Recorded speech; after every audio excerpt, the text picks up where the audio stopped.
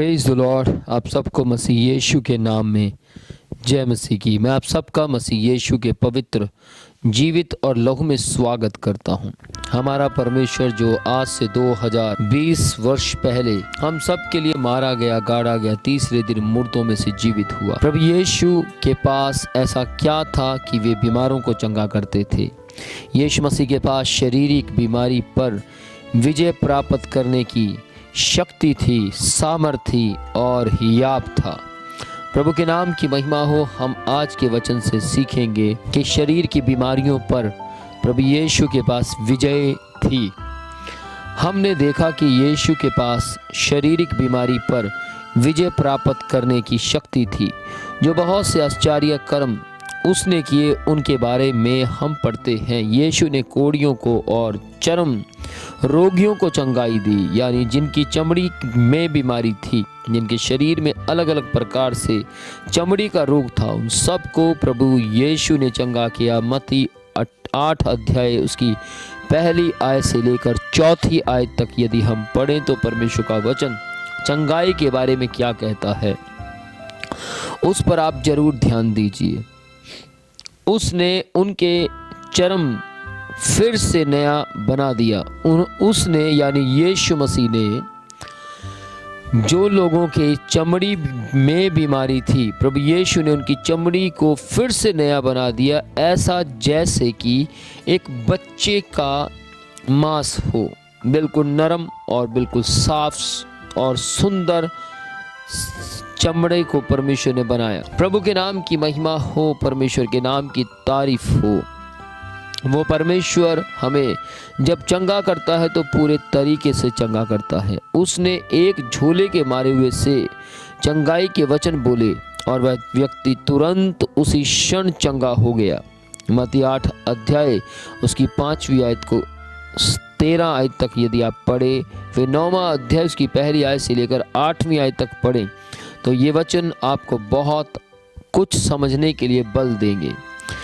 यीशु ने एक ज्वर से पीड़ित स्त्री को छुआ और वह ज्वर से यानी बुखार से तुरंत आजाद हुई। वह उठी और सेवा टहल करने लगी, जो कि पतरस की माँ थी। याद रहे, जब आप मसीह को अपने जीवन में लेकर आएंगे तो मसीह यीशु आपको बीमारियों से, शराब से, हर प्रकार के दुख मुसीबत से आजाद करेंगे।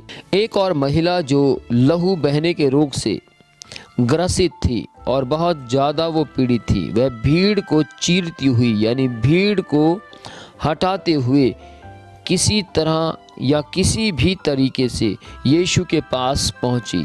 उसे यीशु के पास पहुंचने में बहुत वक्त लगा, बहुत सी समस्याओं का सामना करना पड़ा, परंतु फिर भी वो अपने विश्वास के साथ यीशु के पास पहुंचती है। उसके चोगे को छूती है, उसके कपड़े की नोक को छूती है और तुरंत चंगी हो जाती है। जैसे ही उसने यीशु के कपड़े को यानी यीशु के वस्त्र को छुआ, उसी क्षण उसका लहू बहने का रोग उसकी शरीर से, उसकी बॉडी से खत्म हो जाता है।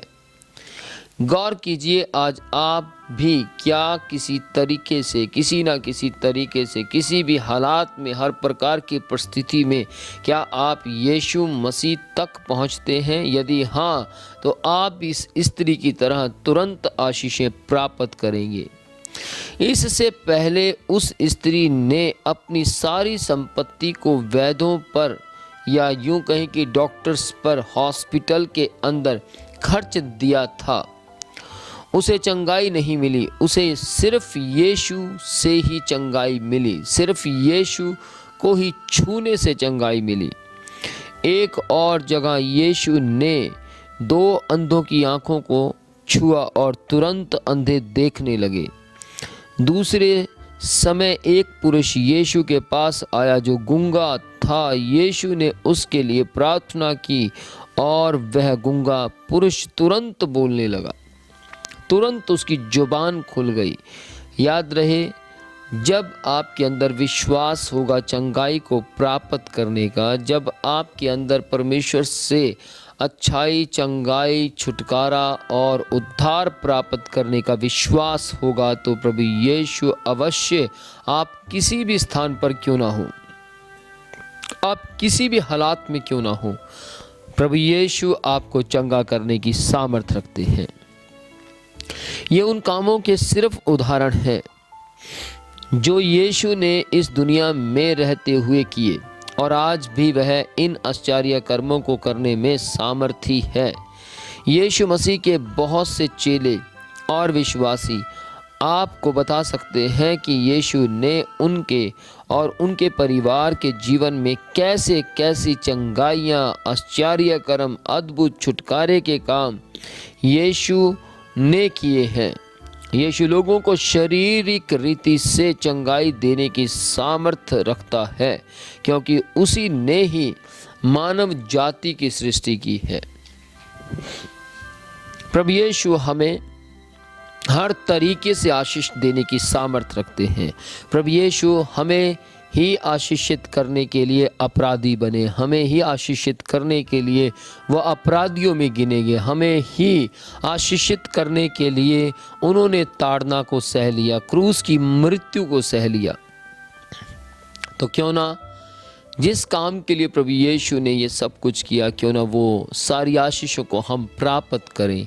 यदि आज आप परेशान हैं, दुखी हैं, तकलीफ़ में हैं और यदि आप सोच रहे हैं कि कोई मेरा मददगार नहीं है, कोई मेरा साथ नहीं देता, कोई मुझे बचाने वाला नहीं है, तो मैं आज आपको बताना चाहता हूँ, एक है जो आपको बचा सकता है, एक है जो आपके भविष्य को बदल सकता है, एक है जो आपके घर में सुख और शांति लेकर आ सकता है, एक है जो आपके भविष्य को उज्जवल भविष्य बना सकता है। उसका नाम है मसीह यीशु। आप में से जितने भी लोगों ने आज के इन वचनों पर ध्यान दिया है, आइए अपनी आंखें बंद करें और प्रार्थना में जाएं।